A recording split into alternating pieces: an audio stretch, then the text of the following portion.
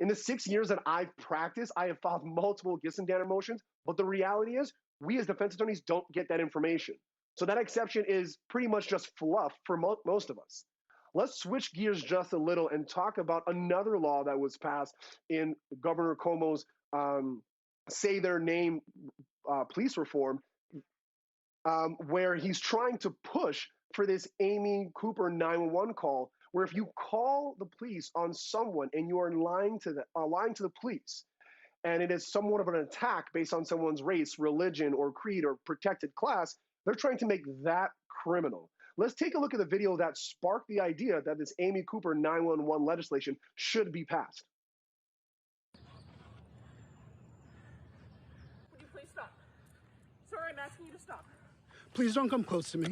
Sir, I'm asking you to stop recording me. Please don't come close to me. Please take your phone off. Please don't come close to me. And I'm taking a picture and calling the cops. Please call the cops. Please call the cops. I'm going to tell them there's an African-American man threatening my life. Please tell them whatever you like. Excuse me?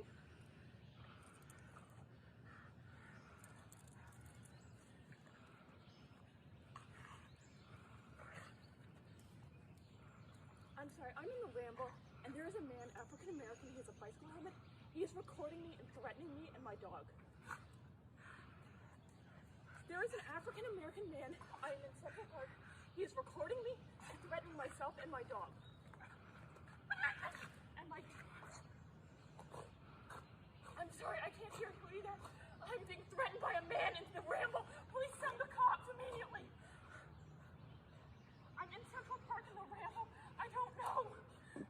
Thank you. I mean, we've seen these videos over and over and over again. It's not just that she's saying it's an African-American man. And hey, that's a descriptor. That's fine. I look like an African-American man. I'm a black man. I get that. It's a description officers actually ask for and is used to prosecute people. But the theatrics that come with it, the screaming and crying as if she is in the course of being assaulted, that is really where people are using these 911 calls to be destructive to people's lives, especially when they know what happens when officers get there. Mike Korobonic, let's have you jump in here. I already know the law should be enforced in terms of making false claims, but that's not happening. Do you see these Amy Cooper 911 false call laws as being something that could further the progress of eliminating these types of situations? Oh, absolutely. I think, I mean, when you think about it, all these encounters begin somewhere.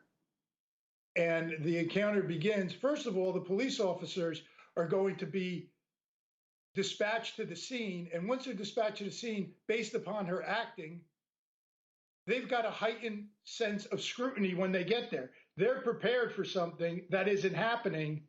And it just is what triggers each and every event that likely could lead to a confrontation once the accused and the police officer meet. And DeWitt, this is not complaining to the manager or at Starbucks or some other kind of establishment. This has serious repercussions. And so, and also, we can look at it from both sides. It's dangerous for the officer to run guns in blazing in these types of situations. And it's obviously dangerous for those citizens who are having the police called on them falsely. Do you think that this could be something that starts in New York and maybe finds its way over to you in California? I would love it if New York continued to show some leadership in this regard and made that a bill. And I would be happy and delighted that it would be appropriately named the Amy Cooper bill, as I think she deserves and has earned that honor. Listen, let's get at the heart of this. What it is weaponizing race. I understand, yes, race is a descriptor that might be necessary in criminal prosecution or in many variations of police work. However, what the woman simply did was weaponize race and play on old tropes of the black man coming to hurt this nice young white woman. Please come rescue me.